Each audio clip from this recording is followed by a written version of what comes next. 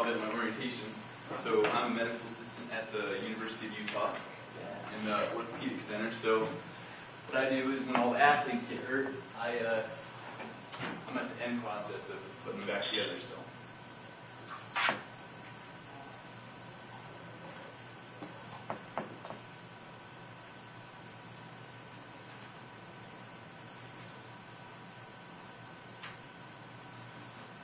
All right.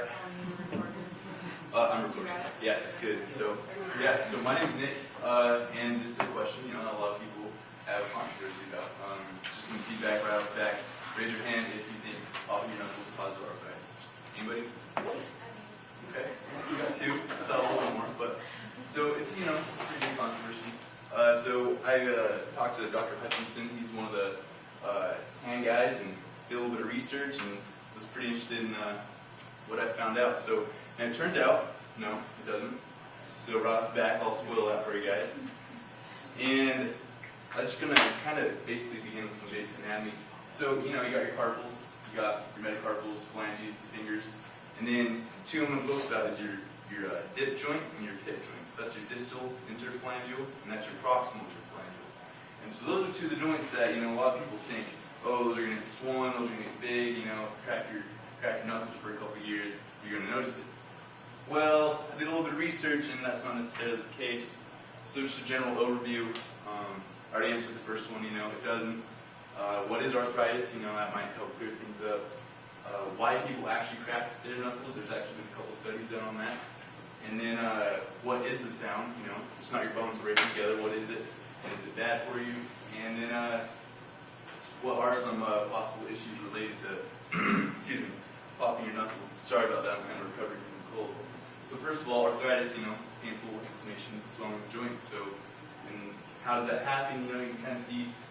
Basically, within every joint, you have synovial fluid, and once it's fluid, starts to get mixed around, starts to get agitated, the actual fluid sac starts to expand, which causes the joint capsule right here to expand, and that is why, knuckles, knees, anywhere you get arthritis starts to swell, and you have lack of movement, because it's swollen, you're not giving the bones the proper range of motion. So that's just kind of what arthritis is. And so, a couple reasons why people crack their knuckles, A lot of people do it just, calm down. Before a test, you're just like, okay, you gotta do this, Thinking cap on, crack some knuckles, sharpen the pencil. Physical relaxation, end of the work day, I don't know, you get home, crack your knuckles, good day, another day, another dollar. Feel looser, enjoy more mobility. I know a lot of people that type, pop their knuckles, they think it improves their typing speed. And then, you just got the habit, After a couple of years popping your knuckles, it's pretty calm, Like I crack mine, doing presentations without noticing it, just being in class, work. So plenty of reasons why people do it. And this is the interesting part that I actually found out. So what causes the cracking? Does anybody have any idea? Mr. Nurse Manager over here probably. Okay, so sorry to put you on the spot, but so inside the synovial sac, that's where the fluid is, right? And that's what's going to lubricate your knuckles, every single joint in your body, okay? So you got fluid in there. With fluid, there's going to be some form of, chemistry, biology going on. So you got some chemical exchange there. And so basically what happens is the synovial fluid creates gas. The gas goes to the top of the synovial sac, and when you bend it, you're making pressure on that sac. And so it's a mixture of chemicals. This creates a gas. Once the gas pops, you get a crack. That's what popping is. It's not your tendons, it's not your ligaments, it's not your bones cracking against each other. It's just gas. So, I got gas. You can say new things, you know what I mean? So that's basically what popping is. What can it do? A lot of people are like, I'm still not convinced. It's probably bone on bone, probably ligaments, tendons. It's probably something. Well, yeah, it is gas, and it does make a sound. But with that excessive range of motion with anything, any sport, you're gonna wear down some tendons and some ligaments.